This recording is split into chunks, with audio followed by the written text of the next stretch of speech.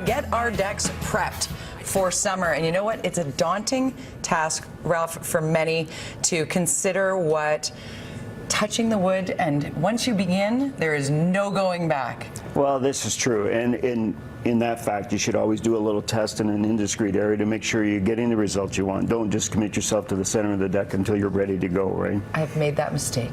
I can admit it.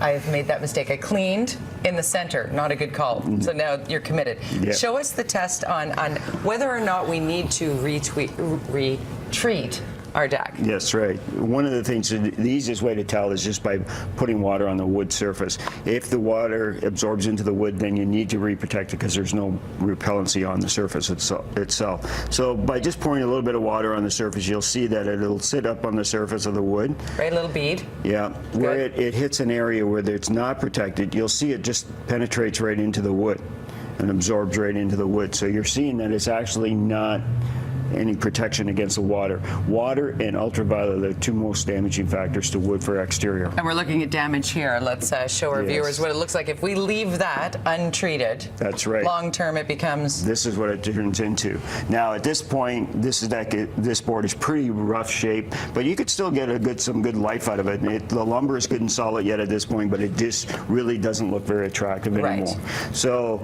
you can put on a cleaner. This is a heavy-duty deck cleaner on here, and what this will do is that what we're is, smelling? Yeah, there's a little bit of the odor that you're smelling here. So most of the time you're working outside on the deck anyway, so it's not an issue. Right. But one of the things about it is that what it does is actually softens up the dead wood cells, loosens up the mold and mildew spores on the surface, and allows you to get them off there. Scrubbing it's it kind off? of like an exfoliation for your deck, right? Right. You just take a deck brush, give it a little bit of a agitation like so, and you'll see the dead wood cells and the. And then do we pressure wash? Then you just rinse it off, yeah. And when you use your pressure washer, keep your fan spray back from you don't get right in there? Because what happens if you get your pressure washer too close, you're actually impregnating water into the wood surface. Oh. Which is defeating the process. Kind of defeats the purpose, yes. Okay, so let's get to stains. The spray nozzle will work too as well if you don't happen to have a pressure washer handy. Different levels of commitment here. That's right. There's with one of the big things is you want to protect against water and UV damage. So all these products will do that. You can go from a clear with no color in it. You can go to a sheer, which has just a light tint of color into it. Then you can go into a semi-transparent. This has got, what it does is allows the grain to still show through, but you're seeing that nice color on the surface. Right. Or you get into the solids, which are more opaque, which will give you more.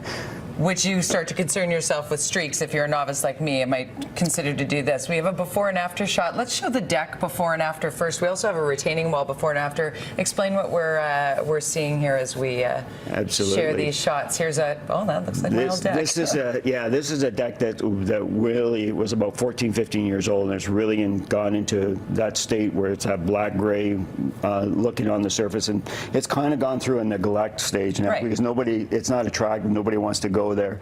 Railings were a little bit closed in. Everything happened there. So now when you see the after picture, absolutely with the new railings on there to open it up to give you that view, but the color added and the so that decking on the bottom was reclaimed. Unbelievable. Same deck boards that were there. There was a couple that had to be replaced because they were just damaged so badly from something dropping on them. Right. But other than that, it was the original boards on the surface. I would have assumed that one would have needed to be completely replaced. Well done. So saved it from the landfill, that one. And we have, can we show the retaining wall before and after, and then we'll tell about the giveaway? This retaining wall was, you can see the green-black on there. That's mold and mildew spores growing, attaching itself on there. Cleaned it up, and it looks like? Cleaned it up, and you can see the clean side there on the left, and then on the right you can see it with a treatment on there, so you actually got a little bit of color to it. And you brought a gift package for a lucky viewer to win. Contest at btvancouver.ca right now. Subject line, nice deck. These are the products that help you DIY it. You can do this. You're telling us we can do this. Anybody can do this. We're on $100 if you have about a 200 square foot deck surface to 300 square foot. Ralph, nice to have you on the program. Thank you very much. I think you've given me the personal fortitude to maybe try and do this one on my deck. How about you? Get in on the contest at btvancouver.ca, subject line, nice deck. It's 8:50.